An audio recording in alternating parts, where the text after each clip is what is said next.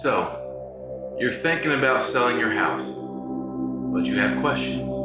Is it the right time? What if it doesn't sell? What if it sells too quickly? Where do I go from here? If you're thinking about selling your home and you have questions, stick around and watch this video because today we're going to answer all of these questions and more.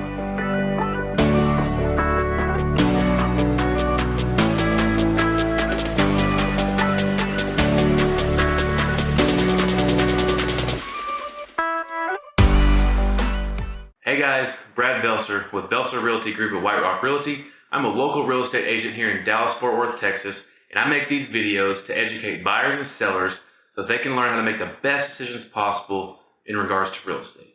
Check in the description down below. I have some links posted there where you can schedule a private VIP one-on-one consultation with me. This is free of charge. I don't ever charge for this. This is something that I offer for free to be of value to you. So if you have real estate questions, or if you're thinking about making a move, either buying or selling, feel free to click that link below in the description. Schedule that one-on-one consultation with me. We can meet on the phone. We can schedule a Zoom chat, or we can video chat online.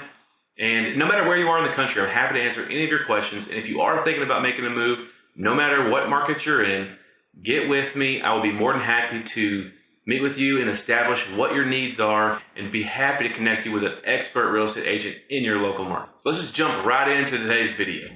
So what made you start thinking about moving or selling your home?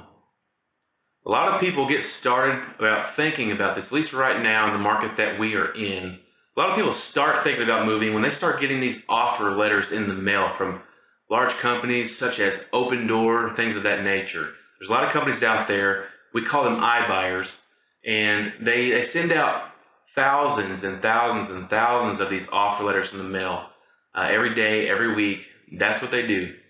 And what they're hoping to find is people that have established a good amount of equity in their home, that are relatively uneducated about the current real estate market, so they can offer them what we would call a lowball offer for their home. But you may not know it's a lowball offer unless you're educated and that you know what the market is saying about your home's value and you know where your value sits today. The way these companies work is they send out thousands of these offers in hopes of getting a couple people that bite on it, okay? So if you were uneducated about the market, you didn't know what your home was worth, and they send you a lowball offer, but you're like, hey, that's still a lot of money, that's what they're looking for. That's what they're hoping to find. And what they're going to do is they're going to buy your home. They're going to replace the carpet maybe. They might paint the walls inside. And they're going to throw it right back up on the market and sell it at market value to make a profit. So in order for them to make a profit, they have to buy your house under market value. A pretty substantial amount under market value. So I encourage you, if you have received these offers like this in the mail, at that point, that should tell you you're in a pretty good spot. A company, a big, major company, sees enough value in your home that they would buy it in order to make a profit. So if they can buy your home from you and still make a profit, think about how much money you could make and how much you would be missing out on by selling to companies such as these. So if you are getting offers in the mail like this and that interests you and it's got you thinking, I urge you to use the link in the description below. Get in contact with me. Let's talk about what your goals are, and let's see if we can't connect you with, if you're local to DFW, I'd be more than happy to help you out personally. If you are outside of my market, I am more than happy to find an agent to connect you with that is best suited for your goals. Another question that most people have is, well, where do I go? If I put my house up on the market and it sells in 2 seconds, what's my next step? Where are we going to go? We don't want to be homeless. So in order to answer that question, because that is the $1 million question, we need to establish what your goals are. Why are you selling your home? Are you just selling your home because the market is at an all-time high and you want to collect on that equity that you've earned in your home? So what's the next step? Are you going to purchase another property? Are you going to sell your home and then possibly rent a property for a little bit, a year or so? Or have you considered short-term rentals as an option? If your plan and your goal is to sell your home and purchase another one, then the first step we need to make is get you pre-approved with the lender. That way we can know exactly what your buying power is. We know how much you can spend, how much you can afford, where you're comfortable at. And if you need to sell your home first before you can purchase, then there are a couple of options to help with that. The most common would be to buy and sell simultaneously. That is the most common real estate transaction that I encounter. People have a home they live in now, and they want to move to a different home, whether they need a larger home because their family's grown, or maybe some of the children have moved out of the home and now they're ready for a smaller home. Or maybe it's a relocation. They got a new job and it's on the other side of town, or looking to move to a different school district for their kids, or something along those lines.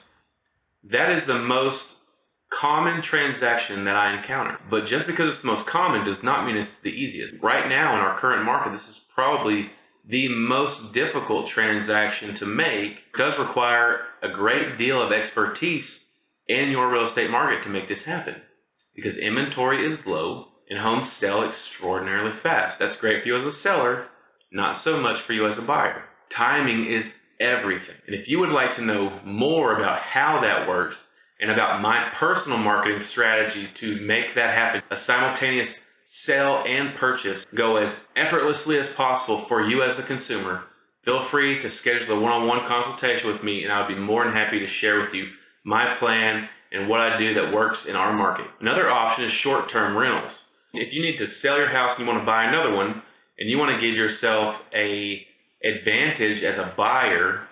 So most people, whenever they're making a purchase and they have to sell their house, that purchase is contingent that their home sells first. When you're writing an offer as a buyer to purchase a property that is contingent on you selling your current home, that can put you at a disadvantage against other buyers in the market.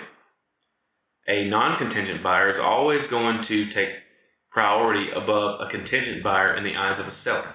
It's less risk. So if you want to be able to purchase and not have that contingency, you could look at short-term rentals. That could be a short-term apartment lease, or our apartments in our area that can do a 1 month, 3 month, 6 month lease. Another option that a lot of people don't realize, but is a very good option, are Airbnbs.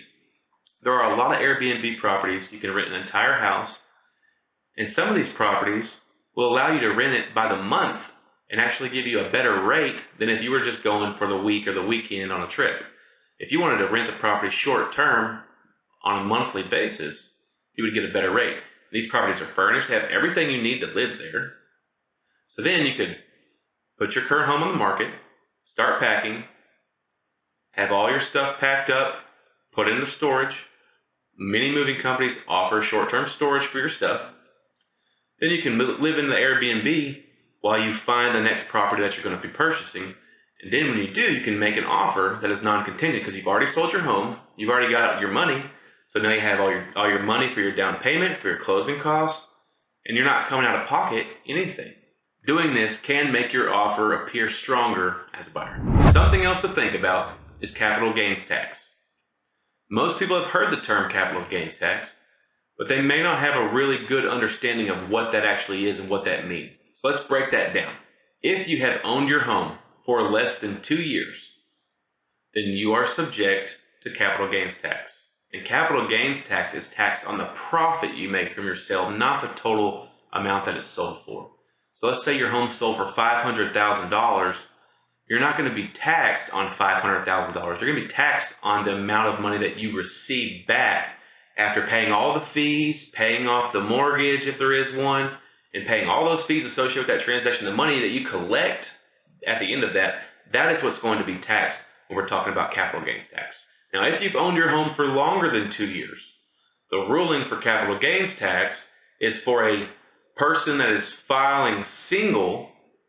Okay, so a single person, and I'm talking about tax filing status now. A person that files single is only taxed after the first $250,000 in profit. You sold your house for $500,000, and let's say you profited $300,000 after paying off the mortgage and all of the fees. You profited $300,000. Well, that first $250,000 is not going to be taxed. You're only going to be taxed on the remaining $50,000 in that example.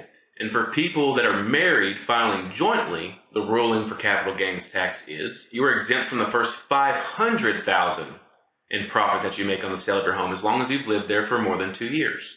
So if you sold your home for $500,000 and you, using the same example, you made that same $300,000 profit, you're not paying capital gains tax on any of it because you did not exceed $500,000 in profit. But I'll leave you with this. The most important thing you can do if you are seriously considering selling your home, or if you're even just curious and want to know how much you could make, anything along those lines, if you are seriously thinking about that, the best thing that you can do is to connect with a real estate expert in your market who can answer all of your questions. They can do a comparative market analysis on your property.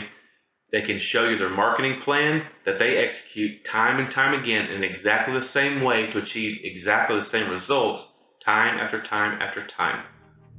If you are local in DFW, I would be more than happy to meet with you one-on-one and be able to answer all those questions for you and tell you exactly how we're going to help you achieve your goals. If you are not local to me, I am more than happy to connect you to a local real estate expert in your market who can assist you to get your home sold fast and make you the most money possible. Alright guys, that's it for today's video. I appreciate you sticking around and watching. If you would, go ahead and leave a like and a comment. Feel free to subscribe if you're not. More videos to come in the future. We'll see you on the next one.